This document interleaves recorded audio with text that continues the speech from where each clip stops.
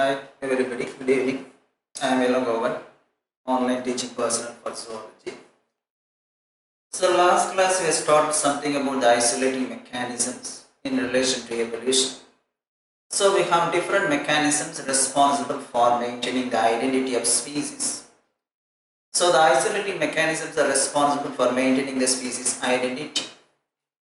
Now, we have different types of isolating mechanisms. Last class we have seen something about what we have, the geographical isolating mechanisms, the most common type of isolating mechanisms. With reference to crow, I have given example. Now the second type of isolation responsible for maintaining the species identity, the reproductive isolation. So these are all you know that one, the existence of certain barriers, they are called as the intrinsic barriers to the interbreeding. There are certain barrier methods which prevent interbreeding. In the case of natural populations, that is why they are called as the intrinsic barrier methods to prevent what we have actually the reproduction between different species. And there are two types of isolating mechanisms under this category. We have pre-mating isolating mechanisms and post-mating isolating mechanisms. The one which is operative just before the fertilization or before copulation or before mating occurs. So act prior to mating, and that one is called pre-mating isolating mechanisms. The one which is normally operating after fertilization, subsequent to fertilization process or subsequent to mating process, that is called post-mating isolating mechanisms. I mentioned also, and which is the most favored one by the natural selection. So normally the natural selection is favoring those individuals which are exhibiting pre-mating isolating mechanisms rather than the post-mating isolating mechanisms. And also I described about the pre-mating isolating mechanisms in the last class, the different methods of pre-mating isolating mechanisms. You have ecological isolation, then we have just seasonal or temporal isolations, psychological or sexual or behavioral or ethological isolation. Mechanical isolation, that is nothing but non-correspondence of external genitalia or the floral parts, or we have also the gametic isolation, what we described. So in the case of gametic isolation, normally you know that the sperm of one species is not attracted towards the egg of another species. And similarly, in the case of flowers, normally in the case of plants, the pollen grain of one species is not attracted towards the ovule of another species. So these are all the different methods of pre-mating isolating mechanisms operating normally before the mating process occurs. Now let's pass on to the next type, post-mating isolations. This type of isolating mechanisms normally allowing the individuals to mate so that we can get the zygote. But what would be the fate of the zygote? Whether it will undergo further development or not. So such type of isolating mechanisms allowing the individuals to mate among themselves to form the zygote, but the zygote will not undergo further development, not allowing the zygote to proceed normal functional development. That is the nature of the post-mating isolation. So in this one we have three different types: hybrid inviability, hybrid sterility, and hybrid also breakdown. Now in the case of hybrid inviability, so mating followed by fertilization, zygote formation, but there is no further development of the zygote because the zygote is inviable, unable to grow further, unable to just proceed further development. Then the second one, hybrid sterility. Here just what will happen? Suppose you take two just closely related genera. For example, if you are taking male donkey and female horse, a cross between male donkey and female horse. So the scientific name of male donkey, see that one, the donkey equus asinus, equus asinus. Then the horse equus caballus, equus caballus. So if you make a cross between, for example, just a male donkey and a female horse, mare. So the female horse is called mare. Now we are taking just the male donkey, the jack. So what would be the result? The result individual is called mule. The resulting individual is called as a mule. So cross between male donkey and a female horse. So the result would be the individual a hybrid is formed, mule, but this mule is unable to reproduce. It cannot reproduce. It is sterile in nature. This is one example for hybrid sterility. Zygote is formed. The zygote develops into an individual, but the individual cannot have the capacity of reproducing normally. It is sterile, unable to reproduce. Then if you make a reciprocal cross, so instead of, for example, that is male donkey, just we are taking the female donkey.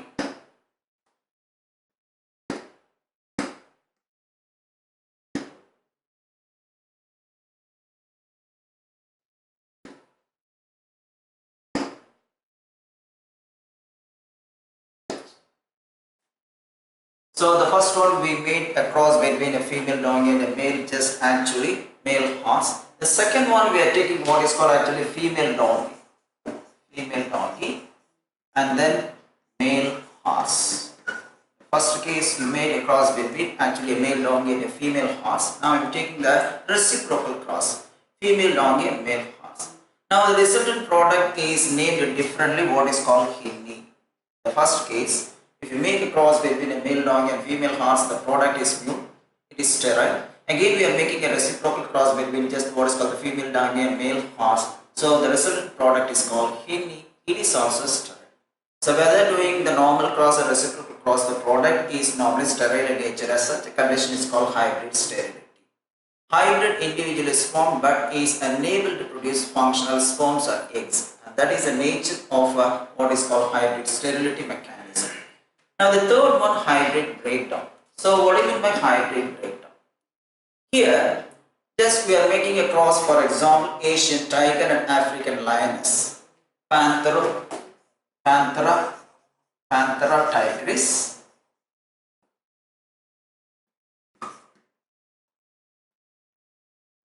Then Panthera leo. So we are making a cross between Asian tiger, that is normally the male, and then the lioness we have the female, Panthera tigris, Panthera leo. The product form is called, actually you see that one, a trigon. Here we are giving importance mainly for the male individual. What is the nature of the male individual, whether it is a tiger or lion. So if it is a tiger, that one the male, then we have to take the first two letters and then just we have just the three letters of tiger and the last two letters of lion. So we are getting tiger. So we are giving importance for the male individual. So the male individual is nothing but the tiger and the female one is actually the lion. So we are taking the lioness only. So we are getting the product tiger. This F1 individual is normally fertile. The F1 individual is normally fertile. When cross is effected between two tigon, we are getting F2 individual. But these F2 individuals are weak or unable to produce normal functional sperms. This kind of actually sterility, or this kind of what is called the post-mating isolating mechanism is called hybrid, what is called the breakdown. In the case of hybrid sterility, the F1 itself is sterile. But in the case of the second one, that is the hybrid breakdown, F1 individuals are fertile, whereas F2 individuals are sterile in nature. Now, in the first one, we made a cross between what is called a male tiger and a female lion. If you are making a reciprocal cross, for example, just actually a female tiger and a male lion. So the female tiger, you know that one, tigress. So female tigress and male lion. What will be the nature of the product here? I mentioned already we are giving importance mainly to the male individual concerned for giving the name. So in this case the product is called liger. In this case the product is called liger. By taking just actually the two letters of lion and then taking the last three letters of actually the tiger, we are giving the name for this individual. So whether it is trigon or liger, in both the cases we have received only the hybrid breakdown. The F1 individuals are fertile. When we are making a cross between two F1 individuals, F2 individuals are formed, but these F2 individuals are sterile in nature. So, whatever cross we are doing, either the normal cross or reciprocal cross, even in the case of hybrid sterility or in the case of hybrid breakdown, the product would be normally different, but the nature of effect is the same. So this is what we have, the post-mating isolating mechanisms. Hybrid inviability. The hybrids are unable to just to develop. Hybrid sterility. The F1 individuals are formed but they are sterile, unable to reproduce. If cross is affected between male dog and female horse, then it is called the product new. And if it is affected a reciprocal cross between female donkey and the male horse, the product called the hindi. And similar in the case of hybrid breakdown, just we are making a cross between a tiger, a male, and a lioness, a female. The product is called tigon by giving importance to the male individual. And if two tigons are crossed, F2 individuals are formed, but they are all sterile. This is called hybrid breakdown. And similarly, if cross is affected between a tigress and a lion, that is a female tiger and male lion, we are getting the product liger, that is also fertile in F1 generation. But when cross is affected between two ligers, we are getting a product. That product is normally sterile in nature. So anyway, in all mechanisms, actually they are responsible for keeping the species identity. So the role of isolation is nothing but evolutionary divergence and keeping the identity or the reality of the species. So we are preserving the species as such without any cross because of the isolating mechanisms. Now about the species. So we are talking about the species. We already seen the various types of species formation, allopathic species formation, symbiotic species formation. So these are all the different types of speciations. We have to go through some notes related to species. So various concepts have been developed by different people to define species. What is a species? You know that one species is a natural reality. The word species was first given by John Ray. But the modern species of concept was developed by a person by name. Just Ernst Mayr was the man. He developed a species concept. Even he himself actually is called as Darwin of 20th century. Darwin of 20th century. Ernst Mayr, aptly called Darwin of 20th century. Now, first species concept as proposed by Mayr is nothing but biological species concept. What is the most accepted species concept is the biological species concept. Now we are following only the biological species concept. So it is defined as a group of potentially reproducing individuals, a group of similar individuals which are capable of reproducing among themselves, but they are all isolated reproductively from other such groups. For example, if you take lion, so one group of species, tiger, another group of species. So in the case of lions, they are reproducing among themselves. Interbreeding is possible among the lions. And similarly, interbreeding is possible among the tigers. So what is seen the hybrid breakdown? We made cross between tiger and lion. We made cross between, for example, horse and also donkey. And all these things, particularly this hybrid breakdown, making cross between lion and tiger, it is possible only under captivity. Even we can also make such crosses, just as the artificial crosses, what we can see the non-random or preferential crosses or preferential mating. And even in the aquarium you can see. You see in the case of aquarium, we have the swordtail, the fish. That is also possible to make a cross with another one, the platy. So like that we can make such crosses only under captivity, not in natural conditions. So in natural conditions, the species are considered as biological species. They have the ability to reproduce. They are all potentially reproducing organisms, but they cannot make a cross with other species. The meaning for that one, they are reproductively isolated. We are using the word reproductively isolated, that means no reproduction is possible between two different species. For example, between a dog and a cat, between a tiger and a lion, and between, for example, a horse and donkey. It's not possible in the case of natural populations, only it is possible under captivity. So the first species concept defines species as a group of potentially interbreeding populations, which are reproductively isolated from other such populations. This is what we can have biological species concept proposed by Ernst Mayr, and that is the most accepted species concept. There is next one, sibling species concept. There are two different species, but they are all morphologically alike. If you are looking at morphologically, these two species are exactly or almost alike. similar in appearance, but they do not interbreed. Such species which are morphologically alike but they do not interbreed are called sibling species. One such example, in the case of Drosophila fruit fly, we have two species, Drosophila persimilis and Drosophila pseudo-obscura.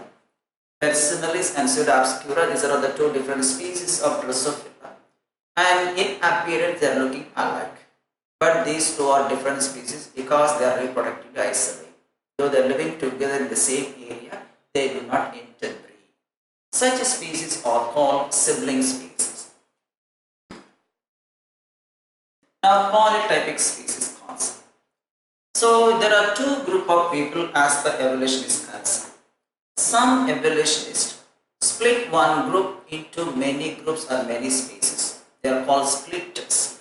Some people are able to unite different groups to form a single species. They are called lumbers. So there are two types of actually people, evolutionists. One group lumbers, another one splitters. Splitters divide one species into many groups, and lumbers unite many groups into form a single species. That species concept is called what is known as polytypic species concept. So, in the case of polytypic species concept, or according to this concept, we have different groups are united into a single species. One great example is given, one most important example we have in North America, song sparrows, or simply we have sparrows. So we have different species of North American sparrows, and these are all united with a single species of we can say also subspecies or a race of a song sparrow by name Passerella melodia. So the different species of American sparrows are united with this what is called a song sparrow, a subspecies, or we can say geographical race, and that one is called Passerella melodia. And this concept is called polytypic species concept. Different groups are combined together to form a single species. The best example we have the North American sparrows are united with the subspecies of song sparrow, namely Passerella melodia. Then evolutionary species concept. So it is based on the evolutionary relationship, and this was proposed by Gaylord Simpson, George Gaylord Simpson in 1861. What is the definition according to this evolutionary species concept? So according to this concept, each species is a lineage. When you are using the word lineage, it is nothing but ancestor-descendant population. Ancestor-descendant population. When you are using the word lineage, it is nothing but ancestor-descendant population. Or we can say ancestor-descendant sequence of population. Ancestors, then we have the progeny, they are considered as the descendants, together form one lineage.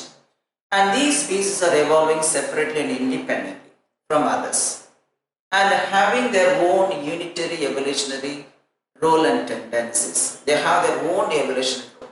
So the phylogeny, you know that one, the evolutionary species concept, normally based on phylogenetic relationships. So it is a group of individuals, they form a lineage, they are evolving separately from others, and they have their own unitary evolutionary role and tendencies. And that concept was made by George Gaylord Simpson in 1861. So altogether I have given just only 4 different types of species concept: biological species concept, then we have sibling species concept, then we have polytypic species concept, and also the evolutionary species concept. Out of all these things, the most accepted species concept would be biological species concept. Now, so let's go, just I want to summarize the brief account of evolution. What happened in due course of origin of different species. So we have seen already, origin of species or origin of an organism, origin of life is by means of what is called abiogenesis. And once a protocell is formed, it is being diversified to form the different groups of organisms. Modifications occurred in course of time as per evolution concept of Darwin, gradual just actually accumulation. Gradual accumulation of just variations result in the formation of new species. All these things happen. So to summarize what happened during the formation of a new species, the different species on this earth, either the fishes or the vertebrates or any other group of organisms. So the first formed life, you know that one non-cellular aggregate. We have seen the protobions. Then we have the cellular forms like the protocell, the chemoautotrophs. Then we have the photoautotrophs, the primitive as well as advanced. And from these cellular forms, we have developed multicellular forms, indicating that we have monophyletic origin, having a common ancestor. So the multicellular forms came into exist. And the first formed multicellular organisms, as to the animals concerned, you know that one, the formation of invertebrate groups just nearly 500 million years back. And from these invertebrates, the first formed vertebrates are nothing but the jawless vertebrates. For example, the living representative, you have the cyclostomes having a circular mouth. That is a jawless vertebrate.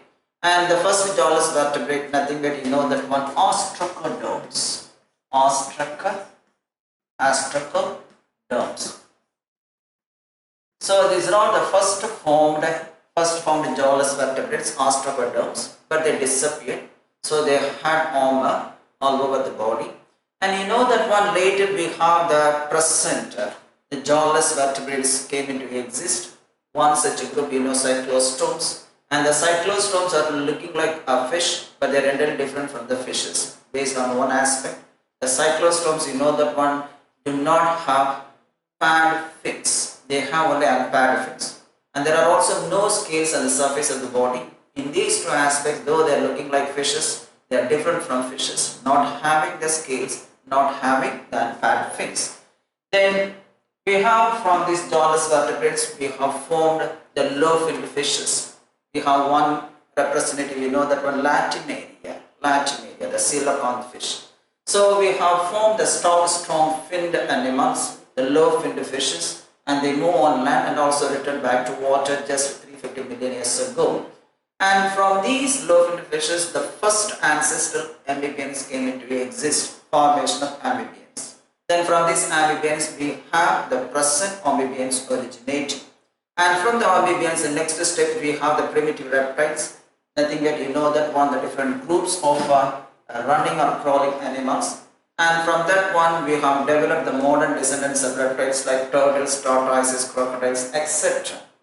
And during Mesozoic era, one of the eras of geological time scale, so we had the reptiles more dominant, different sized reptiles, different shaped reptiles were dominant. And the next, just actually after the formation of the reptilian forms, the large sized reptiles came into being, and normally they are nothing but the dinosaurs, which lived nearly about 200 million years back.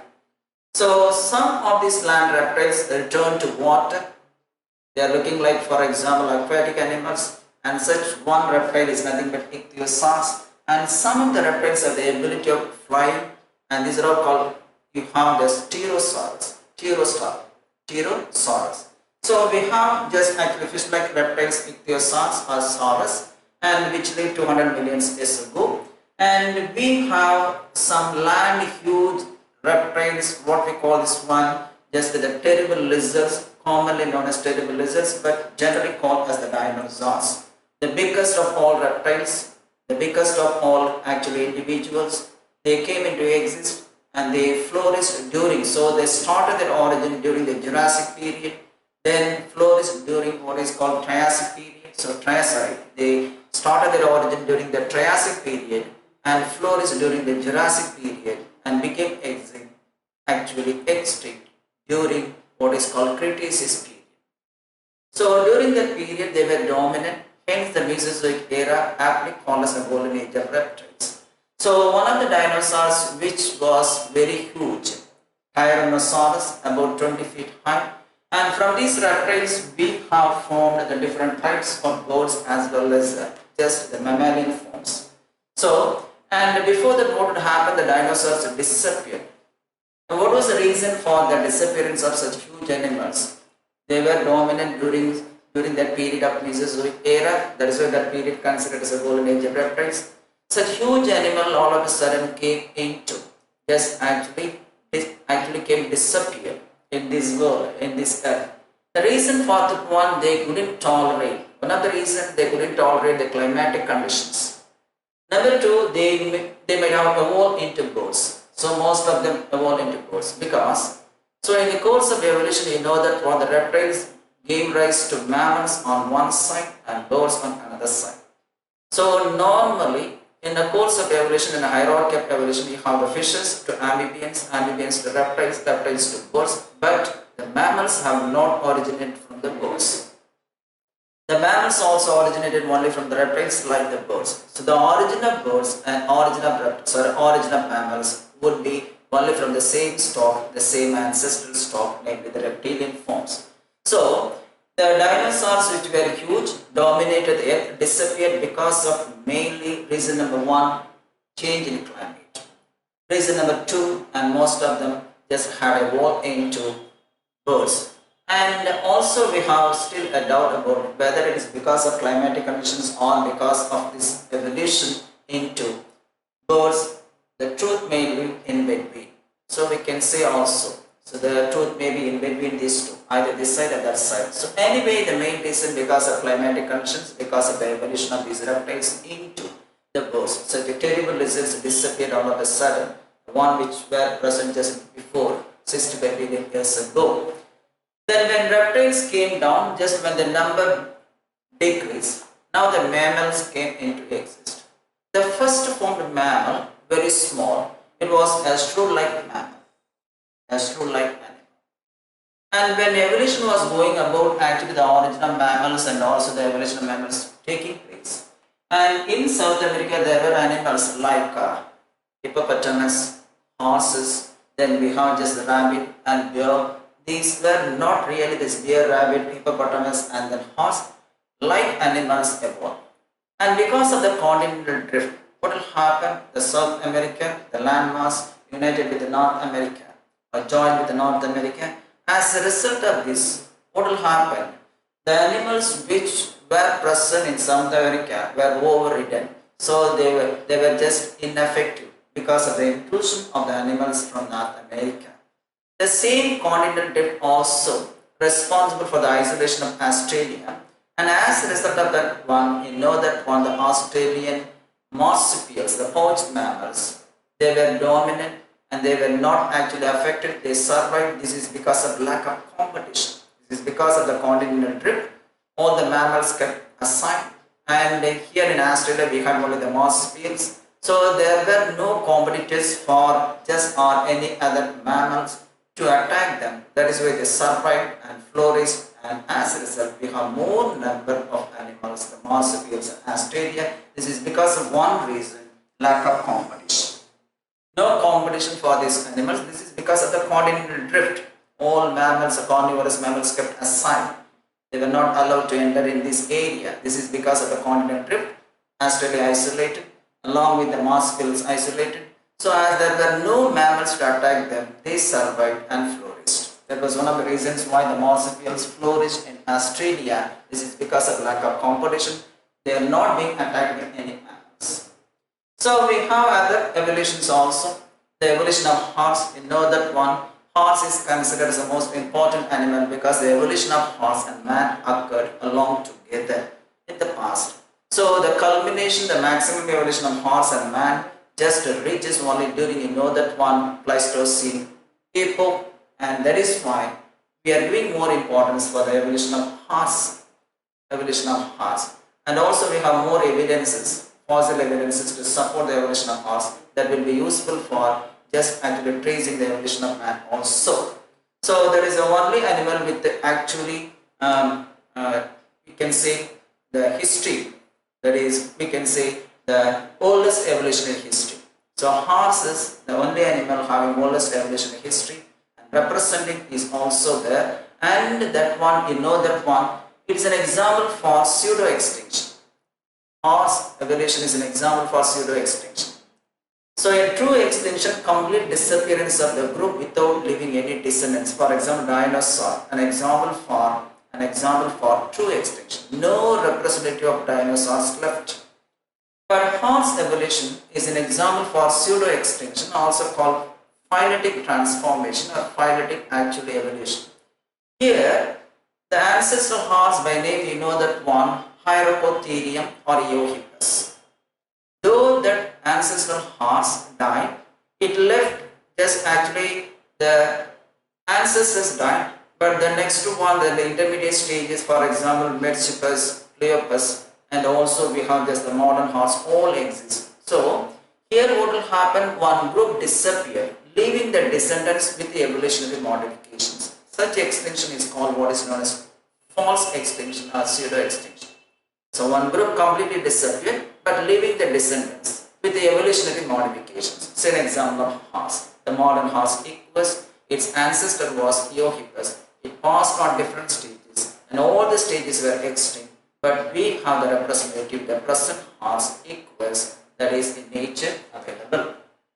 Then, so everyone has one question. We are talking about a doubt about, is evolution a process or the result of process? Whether evolution is completely a process or it is a product of a process.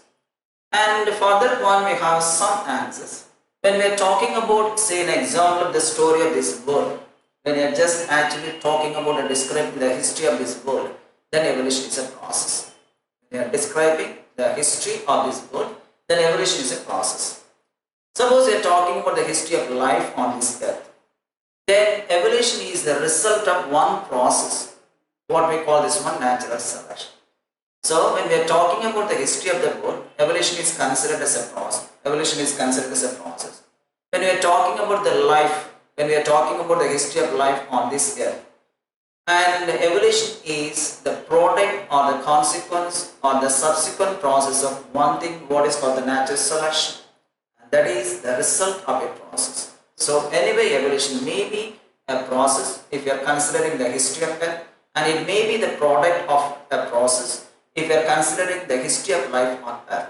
So it is nothing but the product of natural selection. That is why it is considered as the result of a process, because it is a result of natural selection. New species have been originated because of the result of natural selection. It is the one deciding the animal, which are the animals to be exist and which are the animals to be eliminated.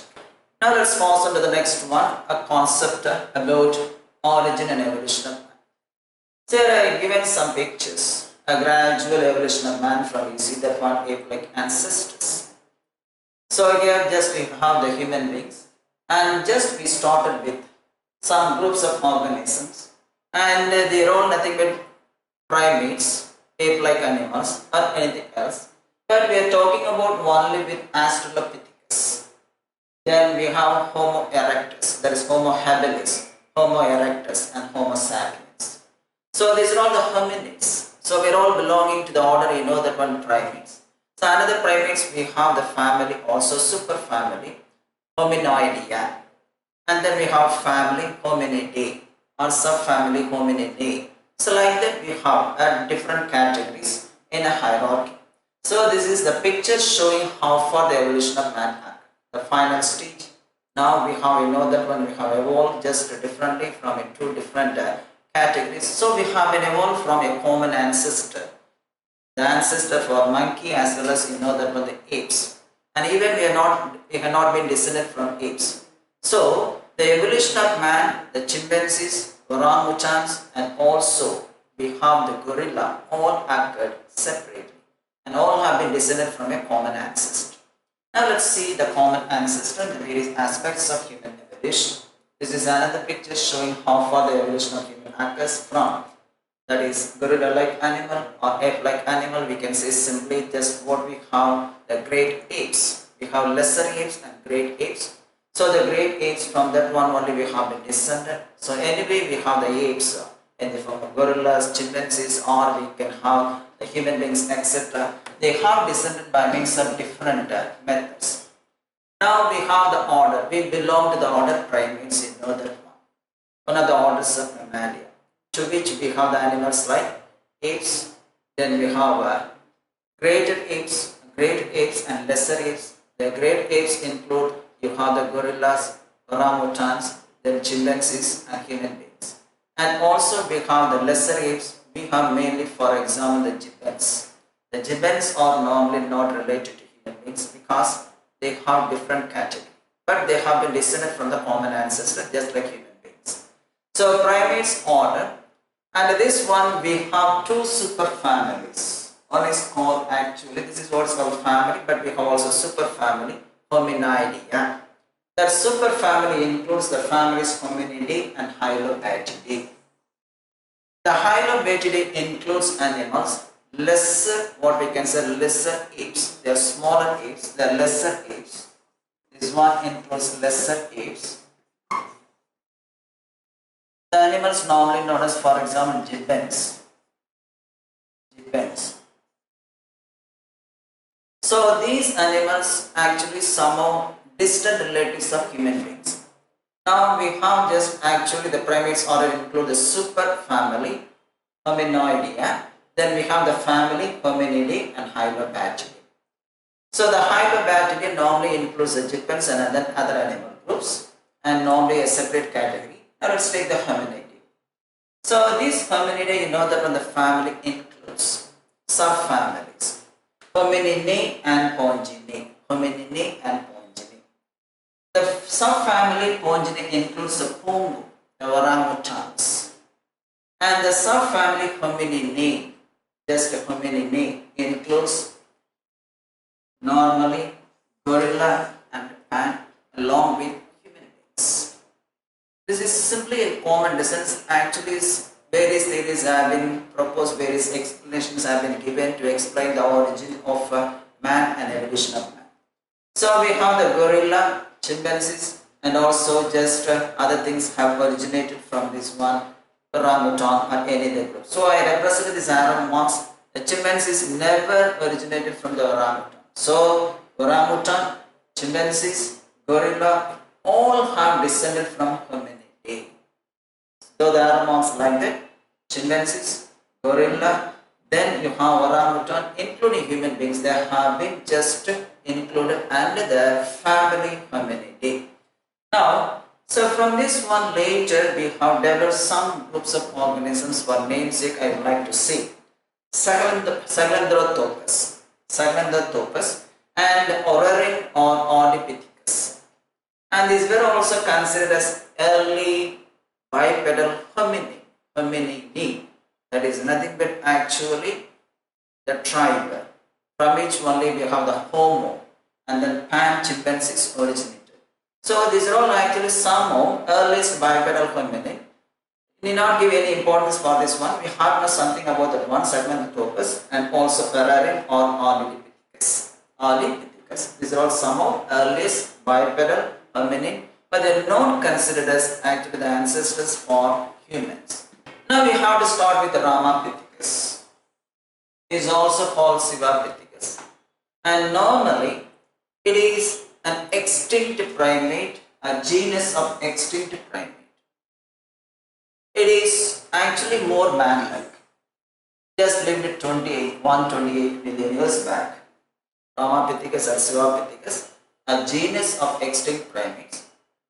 Just more man-like, though more man-like, it is not considered as actually an ancestor for man, but lived 128 million years ago. But it is regarded as the ancestor to the Asian great apes, orangutans, Asian great apes. So human beings, the human species Homo sapiens are more related to African apes. So now the Asian apes more related or more similar or like what is called just actually the African apes. So here regarded as ancestral to the Asian great apes, orangutans, and not hominids. They are different. Anyway, this is one thing. More normally man-like, but not an ancestor of humans. Then we have the Sahelanthropus I mentioned just, and from that only just various things happen. Now, though I mentioned here the arrow marks, it doesn't mean normally just the Australopithecus one thing that has been originated from that one. Some changes took place. So we have different age groups, and we have to start with this Ramapithecus, leave this one. No need of talking about that one. So the next stage what we have is Ramapithecus not gave rise to what is called Australopithecus. Some fossil evidence showed that we had Australopithecus afarensis. It is not actually an extinct primate, but a southern ape, a genus of extinct hominids. When we are talking about hominids, we too under this one. Hominidae, Homininae, so hominidae. So anyway, we have just belong this The Australopithecus, one fossil just appetite, and the name of that one called Lucy, the fossil Australopithecus afarensis. So it is called actually a southern ape-like, not just actually orangutan-like, ape-like, and it belongs to the genus of extinct hominids, lived there, particularly southern and eastern Africa, in Tanzania and Ethiopia, just during the Pliocene epoch of Cenozoic era. Pliocene epoch of tertiary period of what is called Cenozoic era. That era is called as age of mammals. So in one of the Pliocene, actually the epoch, just we have this animal. So we can say animal, I am using the word animal. So because it is ape-like, but it is actually the genus of extinct hominids that lived in Pliocene period, that is in the southern and eastern Africa. And it is believed to be an ancestor to modern humans. Homo sapiens, it is believed to be an ancestor to modern humans, Homo sapiens. The one who lived just in the East African grasslands nearly about 2 million years ago. So, Homo sapiens, not the Homo sapiens here, the ancestor of Homo sapiens, who lived just actually in East African grasslands 2 million years ago, and they hunted with normally the stone weapons, but they never ate meat, they ate only the fruit. So, we have Ramapithecus on one hand, and then we have the Australopithecus, possibly the genus of extinct hominids, possibly just a belief of we can say that is one of the ancestral human beings which gave rise to the modern Homo sapiens. Now the next stage after this Australopithecus, we have Homo habilis. So Homo habilis were the first man-like individual, or first man-like human being, Homo habilis. They lived nearly about 2 to 3 million years ago. They had slightly large bodies with somewhat advanced brain, somewhat developed brain, having a weight of 650 to 856. So one of the peculiar case, one of the just important thing that happened during the evolution of man, increase in brain development. So gradually the brain is increased. That is one of the important features observed normally during the evolution of man, increase in brain development, and subsequently we have a large brain related to the body size. For example, in our case, present man has nearly about 1400 to 1500 cubic just a centimeter of brain, the volume, that is about the size of the brain, 1400 in the case of male, and in the case of female it is about less than that of that, nearly about 1200 cubic centimeter, that is a volume. And if you are taking the weight, you know that 1200, just 1200 in the case of females and 1400 in the case of females, that's a weight. So this is the volume, the size. So the peculiar character that was observed during the development of man, during the evolution of man, the brain development, gradual increase in brain size from lower to higher level, and ultimately larger brain just achieved related to the body size. This is what happened. So Homo habilis, and that is considered actually that one was considered as the first human-like being with large bodies, somehow related brain. And normally these were the first individuals. They use stone tools, and they did not eat meat. Though they hunted, they used the stone tools for just hunting, not for just like hunting the animals, for simply just getting the fruits and vegetables from the plant body. So they were the first to use stones, the tools, and they did not normally eat meat. Then the next stage, the Homo habilis, you have Homo erectus, normally called as Java man, lived nearly 1.5 million years ago. Fossils have been recovered from Java Island in 1891. That is why the name Java man. So they had much larger brain when compared to Homo habilis. So that's why I use the word actually the brain development occurs gradually from lower to higher level in one stage to another stage. So Homo habilis, they had the brain about 650 to 850 cc, but here Homo erectus, they had the brain size 900. That is one of the characteristics observed normally during that is the development or during the evolution of man, brain development, increase in volume or increase in size of the brain. So these people normally medium stature, not large sized body, and they have the ability of walking upright posture. That is why the name is given as Homo erectus. So another species of this Homo erectus, and we have the Homo ergaster. Both are more or less similar. These two human beings actually we can consider people were considered as the first people or first individuals living from Africa, spreading to different parts of the world, Africa, Asia, and also Europe, between the duration of 1.3 to 1.8 million years ago. So Homo habilis, Homo erectus, and Homo just actually erectus ergaster. So Homo erectus and Homo erectus ergaster.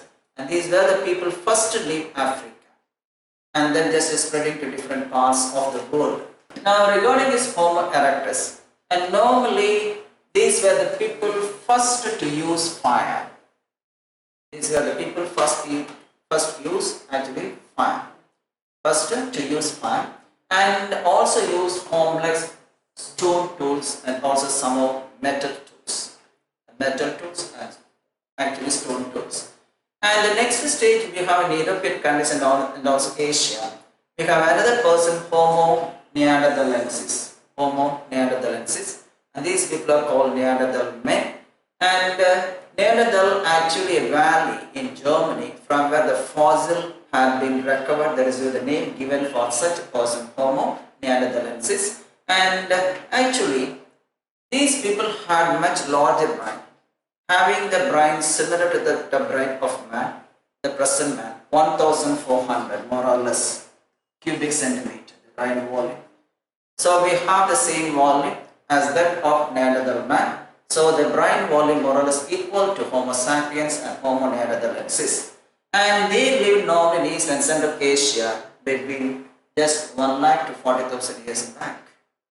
And these were the people normally used hides, the shelters to protect themselves. And also they buried their body.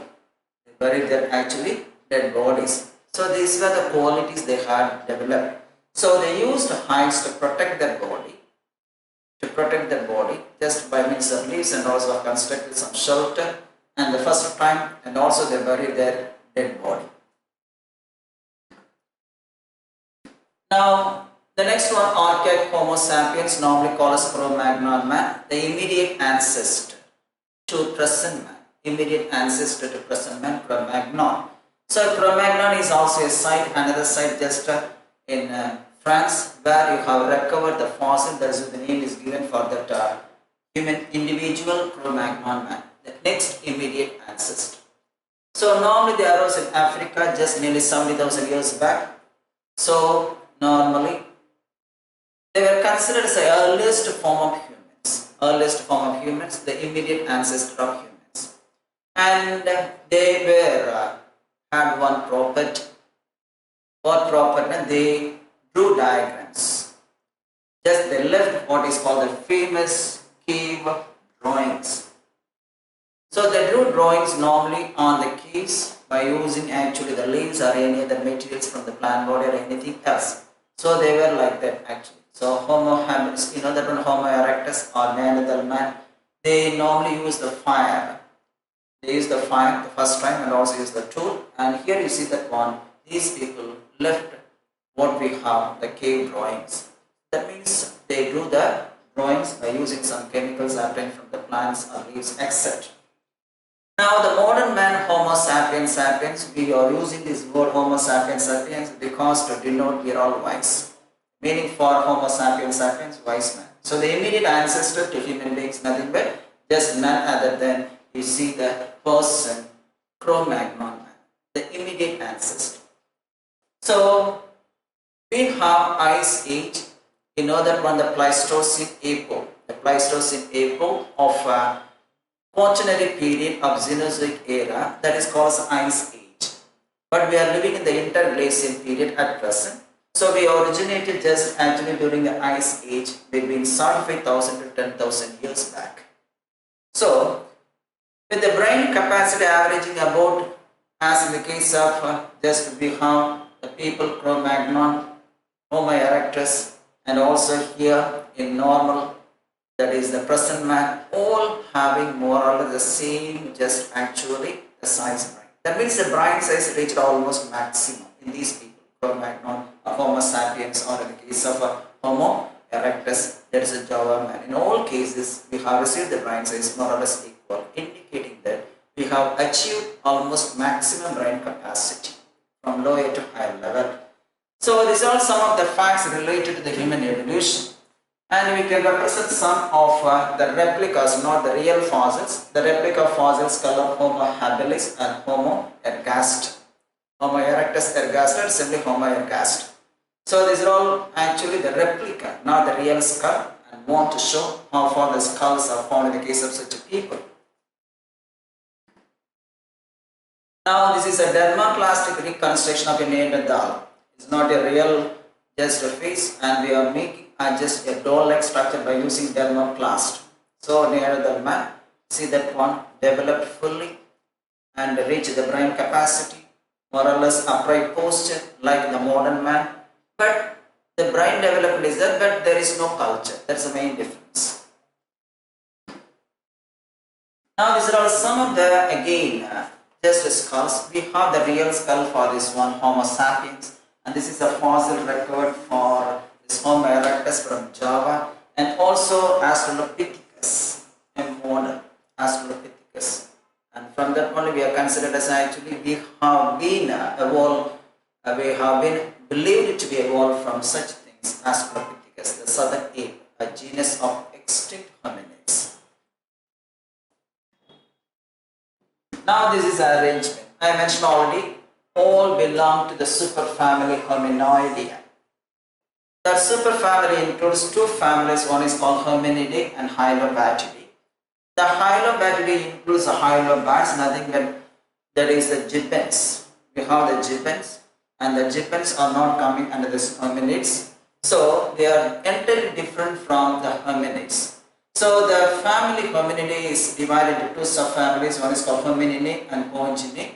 The Ponginae includes, you have the Pongo, the orangutans, and again this Hominidae includes two tribes. That is, one is called Homininae, from which we have the Homo sapiens, and pan named the chimpanzees evolved. So chimpanzees are the close relatives of human beings. If you are comparing the relationship, Homo sapiens, close relative, just a pan or chimpanzees, the next relative, that is gorilla, the next relative you have the Pongo, and finally only we have just the chimpanzees. So the close relative of human beings are chimpanzees, not gorillas and not Pongo, and this is the arrangement. So the Hominidae, actually the tribe includes the Homo sapiens and pan the chimpanzees, and we have another just a tribe Gorillinae that includes the gorilla, and the family Ponginae is different from Homininae in having the structure, namely the Pongo just not upright posture. In the case of orangutans, you know that one, they are not having upright posture.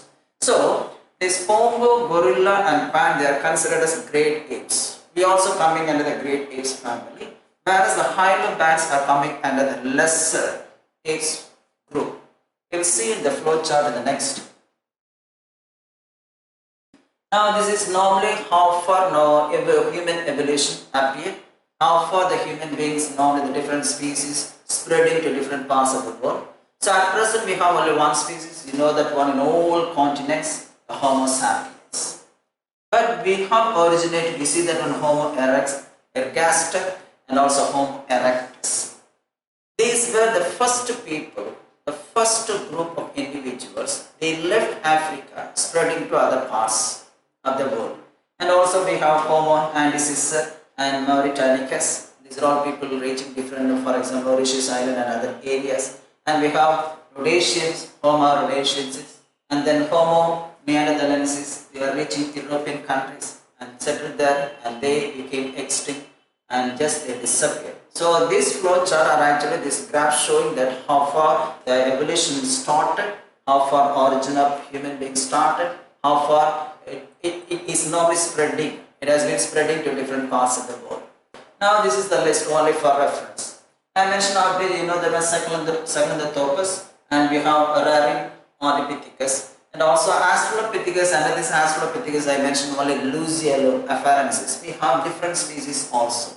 All became extinct. We have received so many just the fossil evidences. And the hominids are Homo, we have Homo habilis, Homo erectus, Homo just ergaster, just we have Homo neanderthalensis, and Homo just what we have the Cro-Magnon and Sapiens, the modern man Homo sapiens, sapiens. These are all the list. You have to know whether it is visible or not. Simply I am representing some of the groups and the different categories. You have to try to know these names only and not worry about this one. Now here is the flow chart showing the same one what I represented. So at present under primates we have prosimians, which includes the lemurs, tortoises, etc. We have the monkeys. Under the primates at present, these are all the living representatives. We have the lemurs, tortoises coming under prosimians, and then we have the monkeys, New World monkeys and Old World monkeys, and then apes. Here 1, 2, 3, 4, 5 all are apes.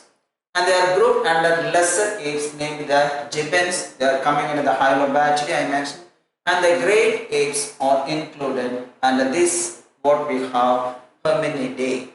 So Hominidae, from the Hominidae we have the Hylobatchidae and Hominidae. The Hylobatchidae includes the gibbons. We have the lesser apes. The Hominidae, the family includes Homininae and then Ponginae. The Ponginae includes the Gorillinae. That is the genus of the tribe we can see, orangutans. And then we have another one, Homininae, another genus. And that one are the tribe we can see, genus, tribe or race we can see, which includes just, we have the Homo sapiens as well as what we have the chimpanzees. So these are all the different stories what we have at present. So along with, so these are all the primates, our close relatives, and which is the closest relative? And that is nothing but chimpanzees one. And all the sun, some distant. So this is a relationship. So from humans, these are all the distant relatives of humans, and the closest relative, nothing but the chimpanzees. Now we have to know some of the important facts related to. So I mentioned already one of the fundamental elements in the case of human evolution is nothing but increase in brain development. Increase in brain development. Now ultimately we have large brains related to large body size development. Then we can able to differentiate human beings from the apes. How far? So normally you know that when humans are different from apes by the size of their brain, by the size of their jaws, their bipedalism. We are walking with the two legs. Our brain is somewhat larger when compared to what have the apes. So bipedalism, and also we have elaborate culture. So by which we can differentiate apes from man. Then, so another man, Peking man, Homo erectus pekinensis. So normally known as Sinanthropus, another name for that one, Sinanthropus. That actually that human being is nothing but a Chinese representative of early species of humans, just from China. Then normally we are most closely related to African apes. I mentioned already, not the Asian apes, we are most closely related to African apes. So we have the hominids differ from modern apes such as gorilla. Hominids normally different from gorilla because of certain. So I mentioned Gorillinae, Hominidae. Gorillinae one genus, Hominidae one genus. Hominidae includes man as well as chimpanzees. So anyway we are different from just such one. Hominids differ from modern apes such as gorilla. Now I mentioned already the first probable fossil man was Homo habilis. First probable fossil man was Homo habilis. Then you see that one fossil man having cranial capacity more or less similar to that of man, Neanderthal man. I mentioned both the cases we have 1400 cubic centimeter. A fossil man having a brain capacity similar to that of human, the modern man, just Neanderthal man having nearly about 1400 cubic centimeter as in the case of human beings, the modern man. So the man just who made, or the man who was very expert in making cave drawings and also making tools, Cro-Magnon man. Expert in making cave paintings or the drawings and also tool was Cro-Magnon man. Then direct ancestral race of modern man was possibly Cro-Magnon. The next immediate ancestor, what I mentioned earlier, the next immediate ancestor to us nothing but Cro-Magnon man, Cro-Magnon Homo sapiens. We are Homo sapiens sapiens, Cro-Magnon man, Homo sapiens. So actually human evolution just very rapid during the Pleistocene period of, sorry, Pleistocene epoch of quaternary period of what is called Cenozoic era. So origin of man during Pliocene or Tertiary period of Cenozoic era. Then we reach the maximum evolution during the Pleistocene, what is called the Ice Age. Ice Age. So Pleistocene epoch, that is in quaternary period, is also called as Ice Age, but we are living at present interglacial period. We are living in just at present in interglacial period. So origin of man during Pliocene, then you have just the maximum evolution of man during Pleistocene, that is Ice Age. We are living at present in interglacial period. So these are some of the facts related to human evolution. Just go through the different facts related to human evolution. The main fact is in relation to the development of the brain, increase in size of the brain correspondingly, gradually from one to another, and only the Neanderthal man and the present human have more or less the brain capacity equal. Okay, thank you. Just as time has concluded, I am just concluding my part, and you are asked us any questions. If you are interested, ask the question or pose a question, we will answer. Thank you. We'll meet you once again. Close is complete.